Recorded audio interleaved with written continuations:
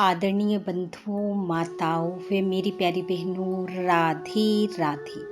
आपका हमारे इस YouTube चैनल पर बहुत बहुत स्वागत है। बंधुओं, आज हम इस वीडियो में फाल्गुन शुक्ल पक्ष के शुभ शनिवार के दिन शनिदेव व एक राजा की कथा सुनेंगे, जिसे सुनने सुनाने से शनिदेव की कृपा से मनुष्य का समय शुभ होता है और वह जिस तरफ भी जाता है लाभ को प्राप्त करता है।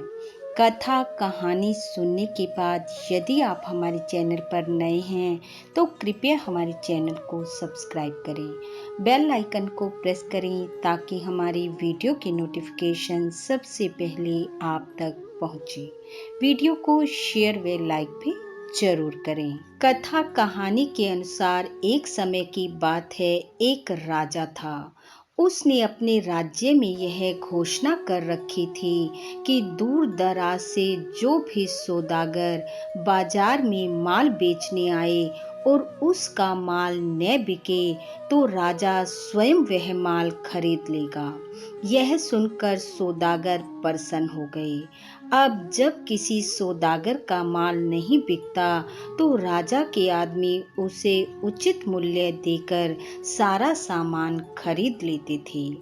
एक दिन की बात है, एक लोहार लोहे की शनिदेव की मूर्ति बना कर लाया, लेकिन शनिदेव की मूर्ति का कोई खरीदार नहीं आया। संध्या के समय राजा के कर्मचारी आए और मूर्ति खरीदकर राजा के पास ले गए। राजा ने उसे आदर से रख लिया।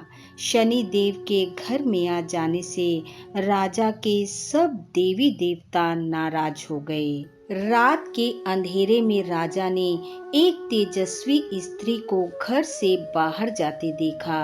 राजा ने उससे पूछा, तुम कौन हो? वह कहने लगी, मैं लक्ष्मी हूँ। तुम्हारे महल में शनि का वास है, इसलिए मैं यहाँ नहीं रह सकती। राजा ने उसे नहीं रोका। कुछ समय बाद एक देव पुरुष को राजा ने घर से जाते देखा।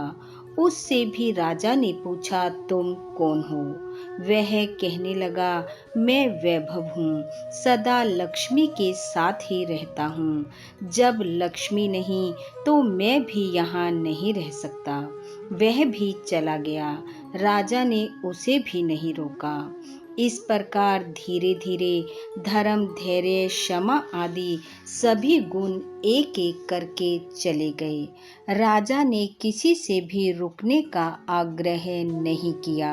अंत में जब सत्य भी जाने लगा तब राजा के पूछने पर उसने कहा, जहाँ लक्ष्मी, वैभव, धर्म, धैर्य, क्षमा आदि का वास नहीं तो मैं भी यहाँ एक क्षण नहीं रुक सकता। यह सुनकर राजा सत्यदेव के पैरों में गिर पड़ा और बोला, महाराज, आप कैसे जा सकते हैं? आपके बल पर तो मैंने लक्ष्मी, वैभव, धर्म, धैर्य, क्षमा आदि सभी को जाने के लिए कह दिया।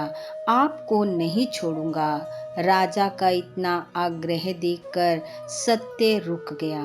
महल के बाहर सभी सत्य की राह देख रहे थे। उसे ना आता देखकर धर्म बोला, मैं सत्य के बिना नहीं रह सकता, मैं वापस जाता हूँ। धर्म के पीछे पीछे धैर्य, क्षमा, वैभव एवं लक्ष्मी सभी लौट आए और राजा से कहने लगे, तुम्हारे सत्य प्रेम के कारण ही हमें लौटना पड़ा।